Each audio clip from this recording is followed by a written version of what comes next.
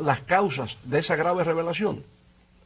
Hasta donde conocemos, no ha habido información alguna por parte del órgano electoral de que haya esclarecido tan sombría situación.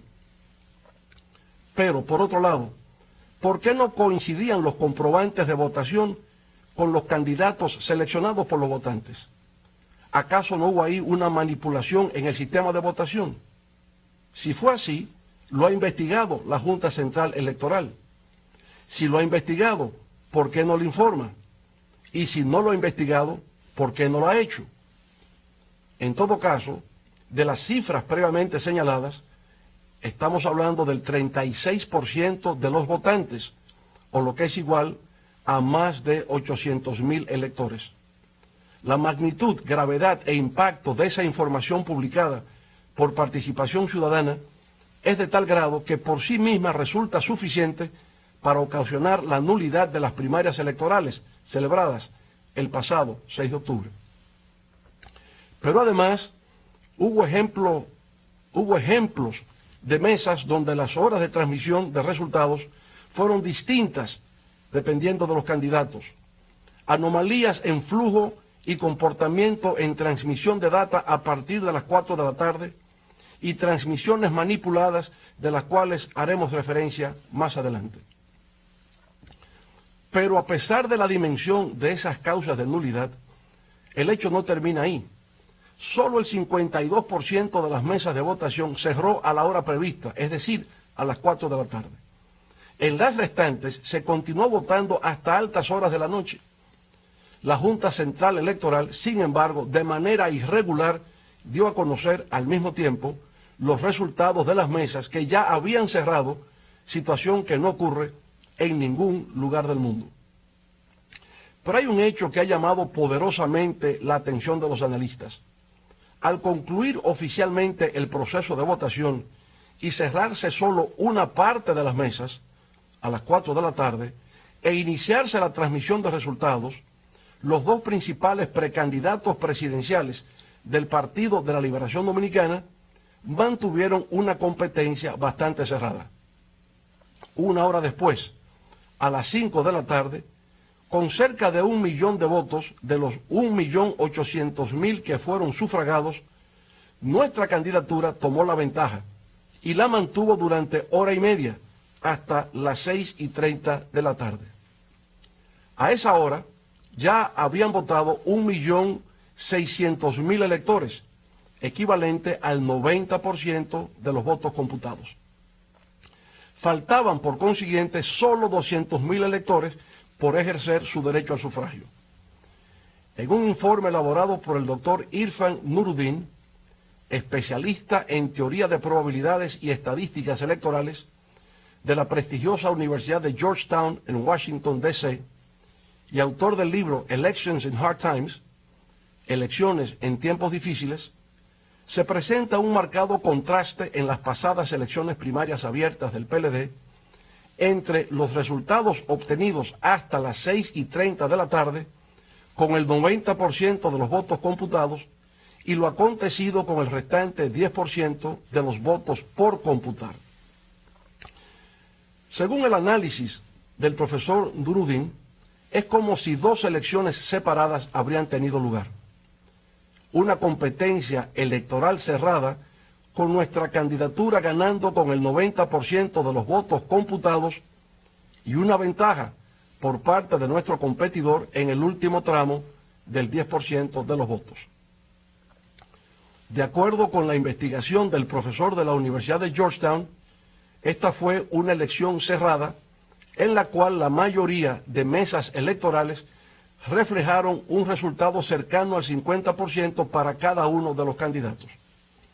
Sin embargo, el estudio revela que el precandidato opositor recibió más del 65% de los votos de manera predominante en mesas electorales que cerraron después de las 6:30 de la tarde, 2 horas y media después de haberse concluido oficialmente el proceso de votación. Esas ventajas en esas mesas, que el analista califica como de dominantes, las cuales cerraron a las 6:30 de la tarde, fueron las que otorgaron el improbable cambio de tendencia que permitió el resultado final. De igual manera, en el informe se hace la observación de que hubo una concentración geográfica en una serie de provincias del sur, donde los recintos electorales cerraron tarde. Entre esas provincias se encuentran las de Pedernales, Independencia, San Juan, Bauruco, Azua, Barahona y Elías Piña. El informe en cuestión concluye indicando que el cambio brusco de tendencia operado fue inusual, levantando serias dudas sobre la posibilidad de que ese cambio de tendencia ocurriese de manera natural. Desde el punto de vista científico, ese tipo de variación de tendencias, con el 90% de los votos computados, resulta altamente cuestionable. Así lo considera de igual manera José Lois Malcún, quien fuera profesor de estadísticas de la Universidad Autónoma de Santo Domingo, en un artículo publicado en el periódico Hoy bajo el título de Fraude o Milagro. Ese artículo empieza diciendo que, citamos, lo que pasó después de haberse computado el 85% de las mesas electorales fue un fraude o un milagro. Estadísticamente hablando y revisando procesos electorales en otros países, después de computar más del 60% de las mesas, la tendencia del 40% restante prácticamente sigue siendo la misma. Y si lo cambia, lo hace en menos de un 0.5% de los votos, termina la cita. El profesor Malcún continúa diciendo, abro comillas, pero ¿qué resultados vimos faltando apenas el 15% de las mesas por computar? Que la tendencia cambió radicalmente a favor del candidato que perdía por 0.8% y que terminó superando en la recta final con más del 1% al que estaba ganando. O sea, una variación de casi 2% en solo un 15% de las mesas restantes, terminan las comillas. Finalmente, el profesor Malcún afirma, abro comillas de nuevo, estadísticamente hablando, los resultados de las últimas 1.110 mesas fueron muy diferentes a las primeras 6.268 mesas computadas y eso es difícil de aceptar científicamente, cierre de comillas. Si tanto los profesores especialistas en estadísticas, Irfan Nuruddin y José Lois Malcún, coinciden en que lo ocurrido no es posible desde una perspectiva científica, entonces, ¿cómo poder explicar lo sucedido? Para poner en contexto la naturaleza de este absurdo, debemos partir de la premisa de que este fue un proceso que, de acuerdo con las disposiciones de la Junta Central Electoral, debió de haber tenido lugar entre las 8 de la mañana y las 4 de la tarde, para un periodo total de 8 horas de votación, lo cual equivale a 480 minutos. En consecuencia, para que una mesa de votación generase 400 votos, debió producirse el escenario en el cual dicha mesa se mantuviese de manera permanente y sin pausa alguna, emitiendo un voto por cada minuto durante las 8 horas completas del proceso electoral. ¿Es eso humanamente posible? Creemos que no. Pero esa situación, de todas maneras, se presentó en 175 mesas, en las cuales se produjeron 99.353 votos. De esa cantidad, 56.554, que representan un 56.92%, fueron a favor de nuestro contrincante y solo 40.267 votos, equivalentes a un 40.52%, a favor de nuestra precandidatura. A pesar, insisto, de la imposibilidad humana de lo que estamos hablando, eso incluso resultó hasta poco, pues hubo casos extremos en que se presentaron por lo menos 20 mesas de votación en lugares distantes de la región sur, en las que se emitieron hasta 835 votos. Es el caso, por ejemplo, de la mesa 6142 en Jaquimelles, Barahona, con 835 votos, para lo cual se requeriría de 13 horas y 55 minutos de votación continua sin descanso alguno, partiendo de la idea de que cada ciudadano no podría excederse más de un minuto en realizar todos los pasos del proceso de votación. De haber sido así, habría que considerar que sin experiencia previa de votación automatizada, Jaquimelle se convirtió en un caso único, singular, de eficiencia sobrehumana en la realización del certamen electoral. Pero igual puede decirse de la mesa 5590 en Buechío, provincia de San Juan, con 800 votos, que habría necesitado 13 horas y 20 minutos de votación continua sin tregua alguna. De la mesa 5825 en El Peñón, Barahona, con 798 votos. En la 5006 en Jimaní, con 790 votos. La 5638 en Mella, Independencia, con 741 votos. Las números 1587, 1590 y 1591, todas en Para las Casas, Asua, con 695, 631 y 715 votos, respectivamente. Llama la atención de que a pesar de que el promedio de votación a nivel nacional solo alcanzó el 25%, en estas regiones del sur, de manera extraña y sospechosa, se colocó por encima del 70%. A esto habría que añadir que la mayor parte de esa votación se produjo desde las 6:30 de la tarde hasta cerca de las 2 de la madrugada del día siguiente, cuando el proceso de votación se había cerrado desde las 4 de la tarde. ¿Cómo es posible que un proceso electoral que debió durar 8 horas presente este absurdo? Resulta razonable inferir que al momento del cierre de la votación se permitiera votar a los ciudadanos que se encontraban en fila. Sin embargo, no resulta comprensible que todavía a las 7 de la noche, 3 horas después de concluidas las votaciones, hubiese más de 700 mesas abiertas, la gran mayoría de ellas ubicadas en zonas remotas de la región sur del país. Más aún, ¿cómo puede explicarse que al momento del cierre de votación en esas mesas estuviesen en fila entre 320 a 640 personas? ¿Cómo resulta posible que todas esas personas que estaban en fila votaron todas en un tiempo exacto de 1 minuto y que hicieran esto de forma ininterrumpida durante 3 a 8 horas consecutivas? Igualmente resulta fuera de toda comprensión que pasada la medianoche, es decir, 8 horas después del cierre, todavía hubiesen mesas electorales abiertas registrando de manera irracional y absurda porcentajes de votación por encima del 90 y 95% a favor del precandidato del gobierno. De las 127 mesas con 500 o más votos, el precandidato del gobierno aparece con mayoría en el 70% de las mismas. Sin embargo, en las restantes 7.200 mesas, con menos de 500 votos, solo pudo tener mayoría en el 45% de las mismas. Siguiendo las tesis de los profesores Nuruddin y Malkoun, ese comportamiento electoral no sigue ningún patrón estadístico y por consiguiente una muestra de que la mayoría de las mesas con más de 500 votos fueron manipuladas.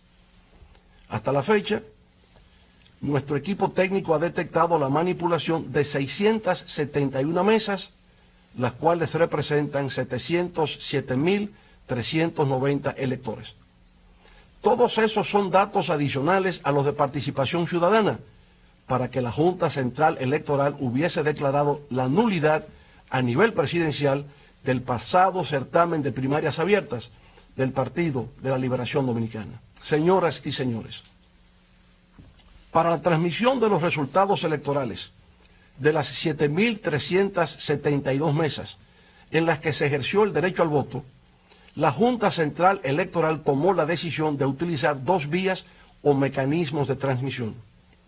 Uno era a través de un módem USB grande, es decir, un dispositivo que codifica información para ser transmitidas sobre un medio particular.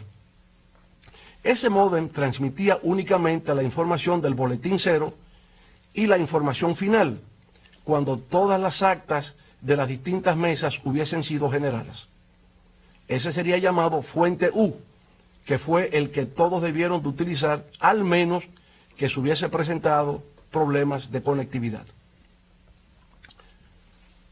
En caso de problemas, de manera excepcional, se habría de utilizar una segunda vía de comunicación a través del código QR, que es un código de respuesta rápida que contiene información, la cual puede ser capturada a través de teléfonos móviles y cámaras fotográficas. A través de dicho código, que sería identificado como fuente Q, se escanearían las actas de votación. El 88% de las mesas, unas 6.498, se transmitieron por el sistema de fuente U, y las restantes 875, es decir, el 12% de las mismas, equivalentes a 214.563 votos, con el sistema de fuente Q. ¿Qué revela esto?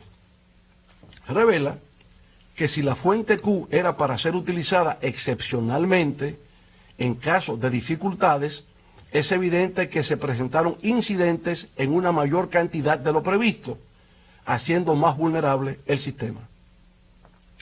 Las elecciones primarias abiertas del PLD, realizadas el pasado domingo 6 de octubre, implicaron un cambio de mecanismo en el sistema de votación al pasar de un modelo de boleta de papel que se marca manualmente y se deposita en la urna a otro de tipo electrónico o automatizado.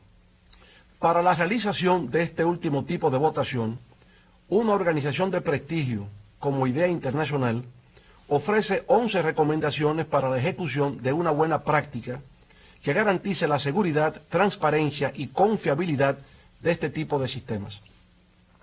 Dentro de las 11 recomendaciones claves para la introducción del voto electrónico que sugiere Idea Internacional, podemos resaltar la número 6, que dice así, citamos: los sistemas de voto electrónico deben ser certificados por una agencia independiente y las auditorías deben realizarse a lo largo del proceso para permitir una confirmación independiente de los resultados producidos.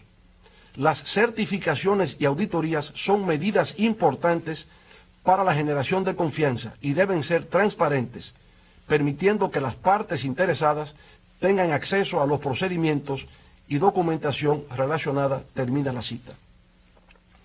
La razón de todo esto radica en que, según la recomendación número 2 del organismo internacional, el voto electrónico está todavía en proceso de evolución.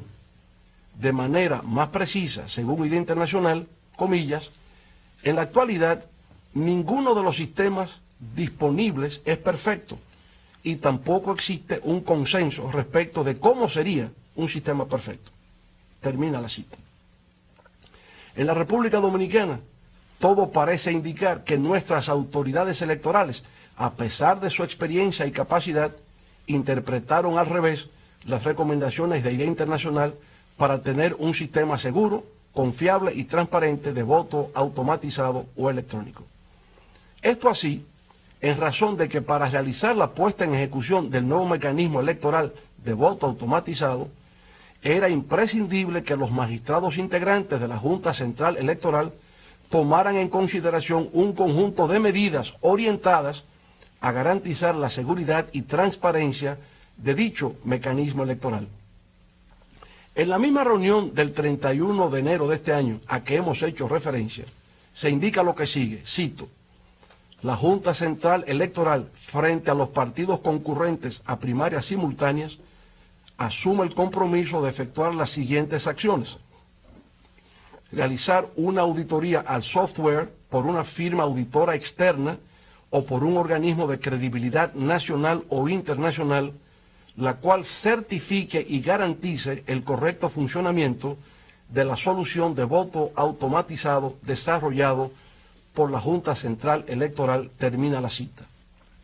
En adición a ese compromiso, la Junta Central Electoral asumió la obligación de garantizar la realización de una auditoría de comprobación del kit, es decir, de todos los equipos que se utilizarían en el proceso de votación, en forma de muestreo durante la logística de preparación de los equipos en las líneas de producción, así como de permitir a los partidos políticos la realización de auditorías a las urnas de votación, es decir, los votos emitidos el día de las primarias, luego de concluido el proceso de escrutinio a la muestra de los colegios seleccionados de forma aleatoria durante el proceso de embalaje de los equipos. Dando seguimiento a los compromisos y obligaciones consignados en esa reunión del 31 de enero de este año, el Pleno de la Junta Central Electoral volvió a reunirse el 22 de febrero de este año. En esa nueva reunión, el Pleno de la Junta Central Electoral decidió, cito, la contratación de una empresa auditora de renombre internacional a los fines de realizar una auditoría técnica al software desarrollado por la Junta Central Electoral. Termina la cita. Sin embargo, la auditoría técnica al código fuente del software y a los equipos, el hardware, que iban a ser utilizados en la jornada electoral del pasado 6 de octubre, no fue realizada. Es ahí, precisamente ahí, donde radica el pecado original de todo lo acontecido en las elecciones primarias abiertas del PLD el pasado 6 de octubre, en no haberse realizado esa auditoría técnica al código fuente del software y a los equipos a ser utilizados en el proceso comicial. ¿Por qué no se hizo la auditoría técnica al código fuente del software y a los equipos a ser utilizados en el proceso comicial, puesto que sin eso no era posible realizar el certamen? De acuerdo con la propia Junta Central Electoral, porque el gobierno no aportó los recursos necesarios en el tiempo requerido para hacerlo. Estaba consciente el gobierno que sin esa auditoría técnica no había seguridad, transparencia ni confiabilidad en el proceso. Por su parte, si la Junta Central Electoral estaba en conocimiento de que ese primer experimento de voto automatizado estaba en riesgo si no se realizaba la referida auditoría técnica, ¿por qué insistió en llevarlo a cabo? ¿Por qué la Junta Central Electoral en ese momento no hizo un llamado de alerta señalando la manera en que se vería afectada la integridad electoral si no se realizaba la auditoría técnica y se ponía el código fuente a disposición de los partidos políticos? Nuestro equipo técnico, consciente de la importancia de la aplicación de las recomendaciones sugeridas por IDEA Internacional, solicitó en fecha 23 de septiembre a la Junta Central Electoral 9 medidas, ninguna de las cuales obtuvo respuesta alguna. Posteriormente, el alto organismo electoral del país tampoco ofreció ninguna respuesta cuando le inquirimos sobre el paradero de 2.154 equipos que habían sido adquiridos, equivalentes al 20% de la totalidad, pero no tendrían uso en el proceso de las primarias del 6 de octubre. Ante el silencio preocupante de nuestras autoridades con relación a la realización de la auditoría técnica del código fuente del software y del kit de los equipos electorales, así como de los 9 requerimientos previamente indicados, procedimos en esas circunstancias a reclamar lo mínimo, que se contase la totalidad de los votos físicos para ver si coincidían con los votos emitidos electrónicamente. En declaración de prensa, el presidente del órgano electoral rechazó esa medida, indicando que su realización tomaría por lo menos 3 meses, lo cual generaría caos. En su lugar propuso hacer un conteo aleatorio del 20% de las mesas escrutadas, 10 para el nivel presidencial y la otra parte restante para los demás niveles. Ante nuestra insistencia de que entonces por lo menos se hiciese un cotejo del 50% de los votos, se aumentó a tan solo un 20%. Obviamente, nuestra petición no consistía en un favor que estuviésemos solicitando. Emanaba de la propia legalidad que rige el funcionamiento de la Junta Central Electoral. Era por consiguiente la ley que establecía como obligación para la Junta ordenar el conteo manual de los votos. Sin embargo, se opuso para posteriormente proceder a un conteo que ya no correspondía, porque se había roto la cadena de custodia de la prueba y además porque no es legalmente tarea de la Junta Central Electoral contar los votos emitidos en un proceso electoral. Eso le corresponde a los funcionarios de las mesas electorales y, en su defecto, a los miembros de las juntas municipales.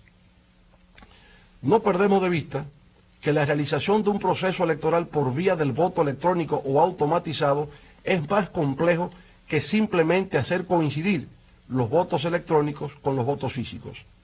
Esto así, debido a que las mayores vulnerabilidades del voto electrónico o automatizado están asociadas a la posibilidad de que el programa informático que regula el funcionamiento del sistema de votación sea manipulado con la finalidad de favorecer a un determinado candidato, vulnerando así la voluntad del elector.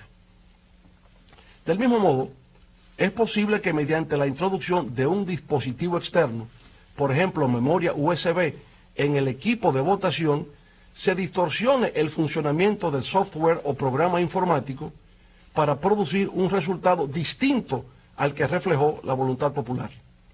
Igualmente, puede producirse una alteración de la voluntad popular mediante ataques o interferencias en el sistema de transmisión de los datos con la finalidad de distorsionar el acta digital en la que se recoge el resultado final de la votación de una determinada mesa electoral.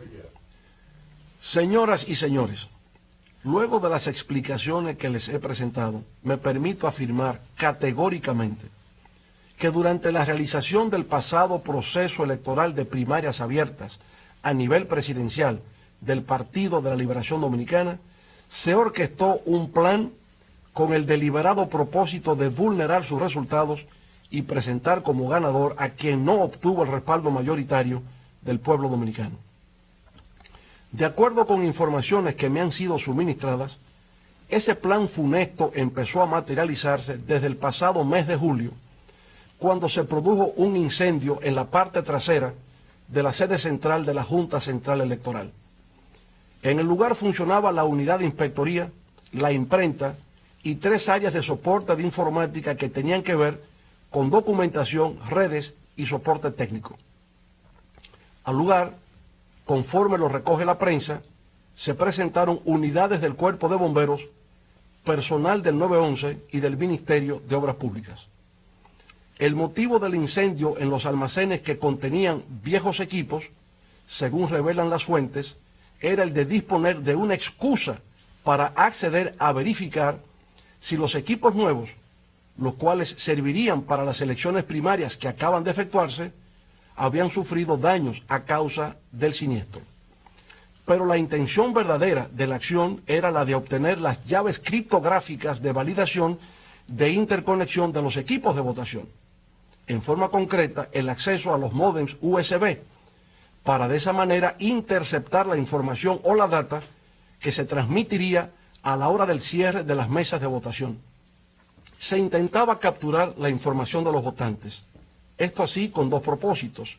Primero, el de recibir la información de cierre de las mesas y transmitirla con alteraciones en la data o información.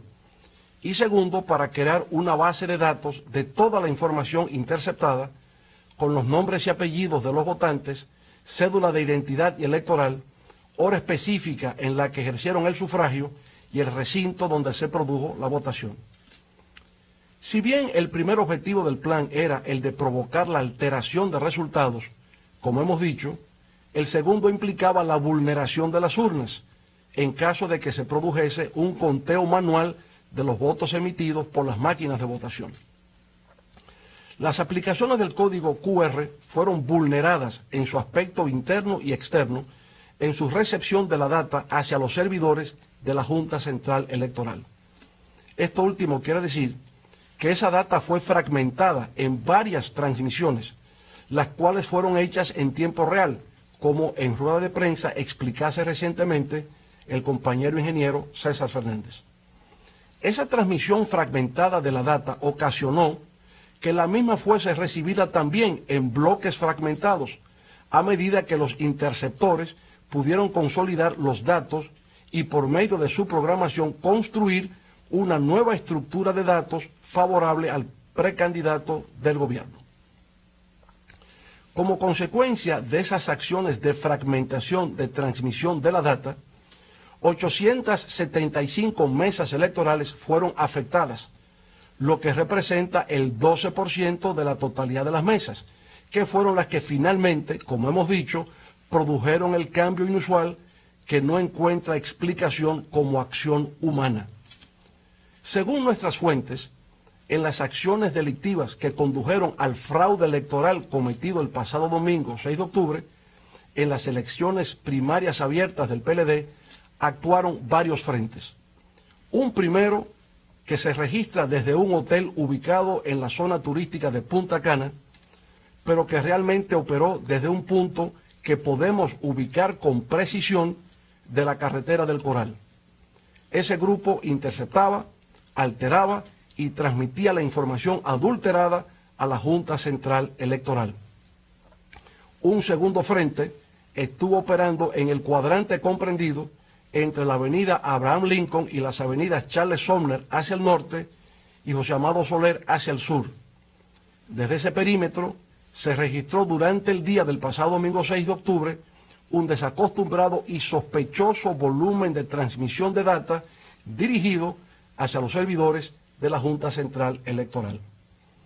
El tercer frente funcionó desde una villa de Casa de Campo en La Romana, bajo la dirección de un reconocido hacker de nacionalidad india, autor de varios manuales sobre cómo realizar esas prácticas delictivas. Conocemos con precisión el lugar exacto desde donde se perpetró este hecho y la identidad precisa de este siniestro personaje, así como de sus socios en la República Dominicana, y estamos dispuestos a revelar sus nombres a quienes vayan a realizar la auditoría técnico-forense con acompañamiento de los Estados Unidos, la Unión Europea y la Organización de Estados Americanos, OEA, a los fines de que sean investigados, establecer sus responsabilidades y conducirlos a la justicia. A pesar de nosotros haber solicitado al Tribunal Superior Electoral una suspensión del conteo de los votos hasta tanto la Junta Central Electoral lleve a cabo la auditoría técnico-forense que por escrito le hemos solicitado, el órgano electoral procedió, sin embargo, al cómputo final de los votos y a la proclamación del precandidato del gobierno como ganador de los comicios abiertos del pasado 6 de octubre. Eso, a nuestro juicio, constituye un error. Esa acción ha creado la impresión de que se quería poner fin rápidamente a todo cuestionamiento de lo que aconteció en el proceso electoral del pasado domingo 6 de octubre. Pero ha sido un error, además, por haberse realizado sin que previamente se haya conocido de la auditoría técnico-forense que hemos solicitado. Ha pasado una semana desde que ese crimen ocurrió. Cada día que transcurre representa una oportunidad para continuar borrando las huellas de ese hecho delictivo. Nuestra lucha no es por una candidatura presidencial. Nuestra lucha es por devolverle dignidad a la política. Es por el fortalecimiento de nuestras instituciones. Es por la consolidación del Estado de Derecho. Es por el respeto a la Constitución. Nuestra lucha es, sobre todo, por la supervivencia de la democracia en la República Dominicana. Convoco para mañana lunes, 14 de octubre, a todos los hombres y mujeres patriotas que así lo deseen, a acudir a una manifestación pacífica ante la Junta Central Electoral para exigir que se investigue a plenitud e inmediatamente este crimen bochornoso que ha enlutado a la República y ha indignado a la inmensa mayoría del pueblo dominicano. Será en el transcurso de los próximos días cuando haré referencia a la situación que actualmente concierne al Partido de la Liberación Dominicana. Muchas gracias. Buenas noches.